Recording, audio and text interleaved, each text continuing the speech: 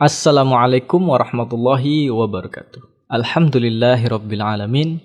Wassalatu wassalamu ala asrafil anbiya'i wal mursalin wa ala alihi wa sahbihi ajma'in. Alhamdulillah, pada pertemuan kali ini kita nggak usah terlalu formal ya. Jadi santai aja karena kita akan belajar sesuatu yang sangat mudah di sini, yaitu belajar nahu dan belajar sorof. Nahu dan sorof mudah? Iya, mudah sekali ya. Sangat mudah dengan metode tamyiz. Kalau metode lain ya nggak tahu. Antum kalau sudah pernah belajar metode lain, ya nilai sendiri. Tapi kali ini kita akan menggunakan metode tamyiz. Sebentar, saya hilangkan dulu. Karena tadi saya udah rekaman tapi lupa colok mic ya. Jadi harus ngulang lagi ya. Oke, nggak apa-apa. Namanya juga hidup ya. Selalu ada cobaan. Dan cobaan itu harus dinikmati saja ya. Karena setelah cobaan itu pasti ada kemudahan. Oke, langsung saja kita akan membahas pelajaran tamyiz. Ini pertemuan pertama. Kita akan membahas basic sekali ya. Basic itu dasar dari sebuah pemahaman tentang bahasa ya.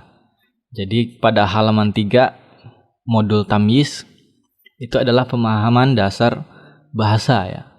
Cuma bedanya ini ditulis dalam bahasa Arab. Oke, langsung saja kita baca kalimat pertamanya, yaitu di dalam kotak pertama. Bisa dilihat ya, saya hijaukan. Al-kalamu dalam kurung, boleh diharokatin ya kalau mau dikasih harokat. Al-kalamu atau dalam kurung al-jumlatu, jadi maknanya ini sinonimnya al-kalamu ya. Nah, apa itu al-kalamu atau al-jumlatu? Huwal lafzul murakkabul mufidu. Huwa, dia adalah lafaz yang tersusun dan dapat dimengerti. Kemudian kalimat kedua, al-kalamu atau al-jumlatu huwa tarkibul lafzil mufidi. Dia adalah susunan lafaz yang dapat dimengerti. Nah, susunan lafaz yang dapat dimengerti. Lafaz itu apa? Nih lafaz dijelaskan di sini. Al-lafzu atau al-kalimatu. Jadi ada al-kalamu, ini bentuk jamaknya dari al-kalimatu. Al-lafzu atau al-kalimatu di sini jelaskan huwa tarkibul abjadil mufidi. Dia adalah susunan abjad yang dapat dimengerti. Kemudian apa itu ada lagi abjad. Apa itu abjad? Abjad itu kalau dulu kita belajar membaca Al-Quran. Dulu kita di TPA belajar membaca Al-Quran. Sebelum kita membaca Al-Quran itu kita belajar metode yang disebut dulu terkenal sekali, metode Iqra misalkan ya. Zaman saya itu metode Iqra ya. Kemudian sekarang ada lagi metode Ummi gitu ya yang lagi populer. Umumnya kita mengenal alif sampai ya itu dengan sebutan apa? Huruf hijaiyah ya. Nah, jadi umumnya kita kenal dengan huruf hijaiyah, yaitu alif sampai dengan ya. Nah, maka di tamyiz kita akan menyebut huruf hijaiyah itu sebagai abjad ya. Al-abjadu ya. Atau tadi di sini posisinya dibaca kasroh, al-abjadi. Maka abjad itu adalah huruf hijaiyah. Kenapa kita nggak pakai istilah huruf saja di sini? Nanti akan ketemu jawabannya. Jadi lafaz itu apa tadi? Lafaz adalah susunan abjad yang dapat dimengerti. Oke, sampai di situ ya. Berarti abjad adalah huruf hijaiyah. Kalau kita kenal di bahasa Indonesia yaitu alfabet. Berarti kalau alfabet itu disusun menjadi kata, itulah terjemah dari lafaz ya. Abjad kalau disusun menjadi lafaz, atau huruf disusun menjadi kata. Kata disusun menjadi kalimat ya. Nah, kita sudah mengenal abjad ya. Sudah lama sekali ya. Sudah lama sekali kita mengeja Al-Qur'an ya.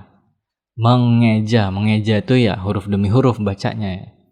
Bukan per lafaz kita baca. Jadi kalau kita nggak bisa nahu sorof itu, ya kita ngeja Al-Qur'an selama ini gitu. Bukan baca kata per kata ya, atau bahkan kalimat pun kita nggak pernah baca kalimat Al-Qur'an. Kita hanya mengejanya dengan abjadnya ya. Jadi nggak tahu tuh sampai di mana bisa berhentinya. Jadi ulama itu memberikan tanda wakaf, di sini berhenti, di sini berhenti. Padahal kalau kita bisa nahu sorof, kita tahu sendiri ya, sampai di mana kalimat itu selesainya. Gitu ya. Oke, langsung saja. Kita tidak belajar abjad lagi di sini, tapi kita mulai belajar lafaz karena abjad sudah dipelajari di TPA masing-masing ya. Maka sekarang kita akan belajar tentang lafaz. Kemudian kalimat berikutnya, wa aqsamul lafzi atau wa aqsamul kalimati. Ingat ya, lafzi sama dengan al kalimati ya. Wa aqsamul lafzi salasatun, dan jenis lafaz ada 3 ya. Yang pertama harfun, yang kedua ismun, yang ketiga fi'lun. Perhatikan di sini ada harfun. Harfun adalah jenis lafaz. Udah nangkep belum? Belum ya? Udah, oke, mantap kalau udah nangkep. Jadi kenapa kita tadi menggunakan abjad, istilah abjad untuk huruf hijaiyah? Karena huruf itu adalah jenis dari lafaz. Sedangkan abjad adalah penyusun lafaz. Paham sampai di sini ya perbedaannya? Perbedaan huruf dengan abjad pada metode tamyiz yang mempelajari nahwu dan shorof ya. Jenis yang pertama yaitu huruf. Kemudian ismun ya. Ismun, kemudian ada fi'lun. Lanjut ke kolom di bawahnya al-harfu. Al-harfu yu'rafu bisifatihil mubhami. Huruf dapat diketahui bisifatihil mubhami. Apa maknanya? Belum dijelaskan sekarang. Nanti dijelaskan ya. Tapi pada dasarnya huruf itu akan dihafalkan. Atau kita akan apa bahasanya ya? Kalau menghafal itu kesannya berat sekali ya. Kesannya berat, menghafal. Menghafal. Padahal pelajaran tamyiz itu sangat mudah. Kenapa harus menghafal? Oke, nanti kita bahas lebih lanjut tentang ini. Jenis yang pertama, huruf. Maklumatnya kita harus menghafalnya. Oke, sementara. Kemudian jenis yang kedua, al-ismu. Atau isim ya. Biar gampang nyebutnya kita sebut isim. Isim yu'rafu bi'alamatihi wa tasrifi. Isim dapat diketahui dengan ciri-cirinya, wa tasrifi dan tasrifnya, wa tasrifi dan perubahannya ya. Jadi kita mengetahui isim itu dengan kita mempelajari ciri-cirinya isim. Kemudian kita mempelajari tasrifnya. Nah, itu 2 saja ya tentang isim. Tidak dihafal, tapi kita hanya mengetahui ciri-cirinya dan tasrifnya. Kemudian al-fi'lu atau fi'il. Fi'il dapat diketahui, al-fi'lu yu'rafu bi'alamatihi wa tasrifihi. Dengan ciri-cirinya dan tasrifnya. Fi'il diketahui dengan ciri-ciri dan tasrifnya. Nih ya, terjemahnya di sini. Oke. Nah, untuk di dalam belibetnya. Oke, saya bersihkan dulu ya. Bersihkan dulu, kemudian mana tadi? Tandain lagi. Nah, pada metode tamyiz tingkat yang pertama kita akan mempelajari 3 jenis huruf ini. 3 jenis lafaz ini ya. 3 jenis lafaz ini saja yang akan kita pelajari. Yang pertama kita akan mempelajari huruf dengan cara menghafalnya ya. Menghafal kayaknya berat sekali ya tadi. Gimana ngapusnya? Oh gini. Nah, dengan menghafalnya. Atau kalau di metode tamis itu nggak ada istilah menghafal ya. Kenapa di sini terus menghafal? Ya nggak tahu. Di modulnya tertulis begitu juga. Nah, jadi belajar tamis itu yang pertama nggak mikir, kemudian nggak ngafal, terus ngapain? Mengikuti pertama, kemudian meniru, kemudian sering-sering mengulang ya. Jadi sering-sering mengulang.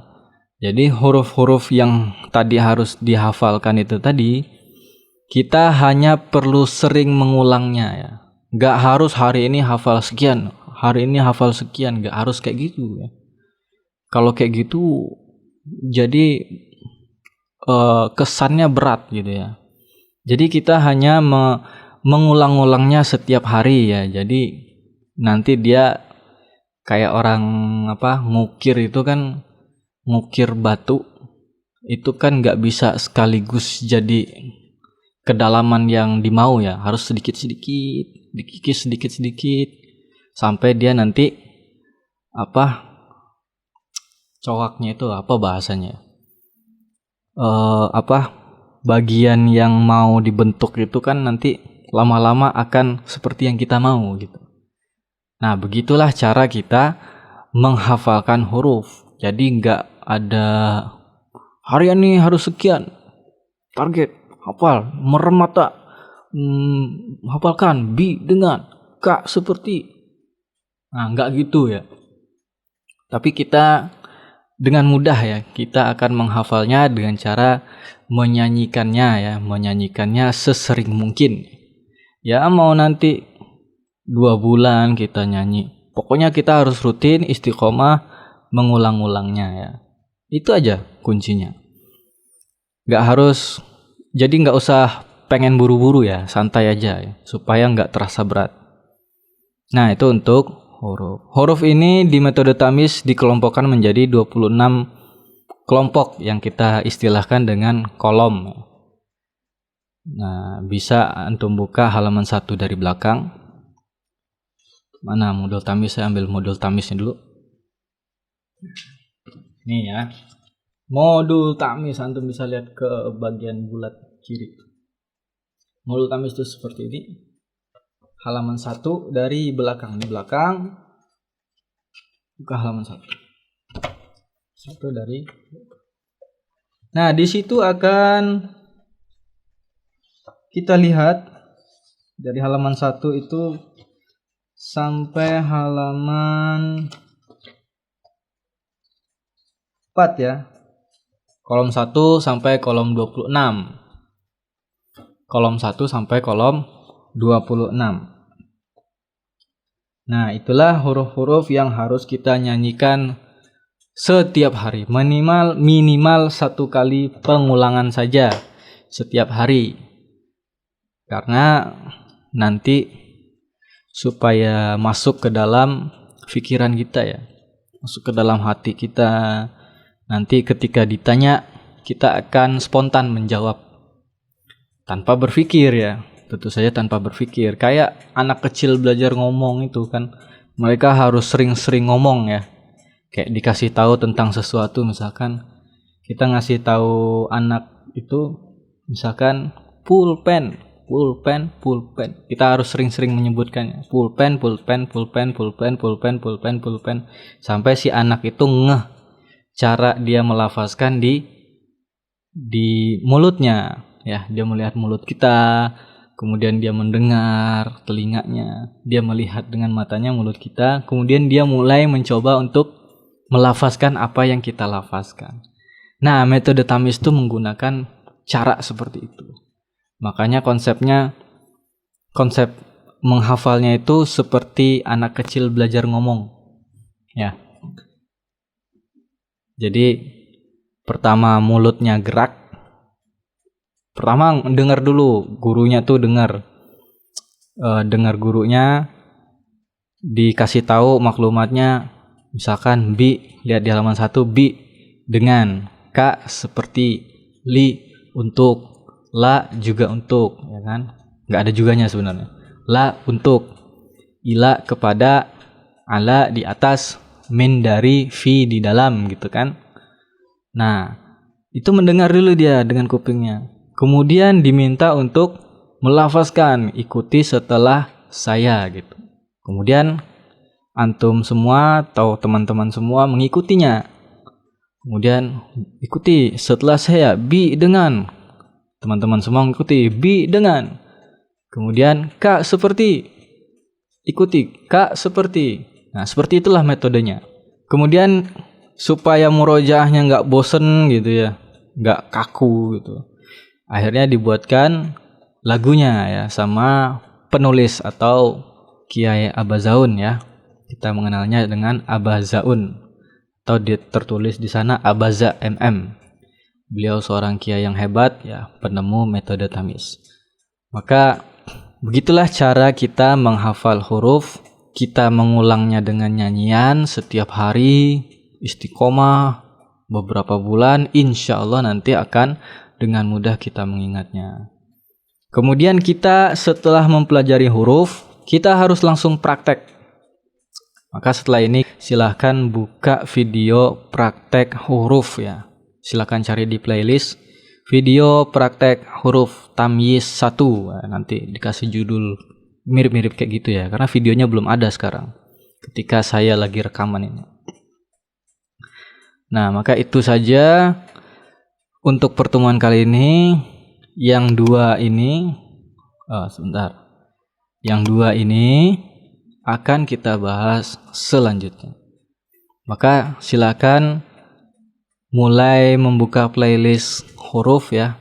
Ada yang di looping 3 kali, ada yang sekali jalan. Yang sekali jalan itu untuk murojaah, yang looping 3 kali itu untuk waktu itu teman-teman ada yang request supaya dibikinin loopingnya biar mereka mengulangnya lebih banyak membiasakan ya, karena ketika baru itu agak sulit membiasakan lagu-lagunya ya. Oke, sampai di sini aja pertemuan kali ini. Semoga kita semua istiqomah dalam menuntut ilmu, dan semoga apa yang kita usahakan bersama di jalan Allah ini memberikan kita manfaat, dan pastinya Allah Subhanahu wa taala memberikan ganjaran terhadap apa yang kita lakukan. Innalladzina amanu walladzina hadu wan nasara was-sabiina man amana billahi wal yaumil akhir wa amila sholihan falahum ajruhum 'inda rabbihim. Jadi siapa saja, baik dia orang Yahudi, orang Nasara, orang-orang yang belum kedatangan Nabi as-sabiin ya, belum ada risalah dari langit, kemudian dia beriman kepada Allah dan hari akhir, kemudian dia juga melakukan amal soleh. Apa balasannya? Falahum ajruhum 'inda rabbihim.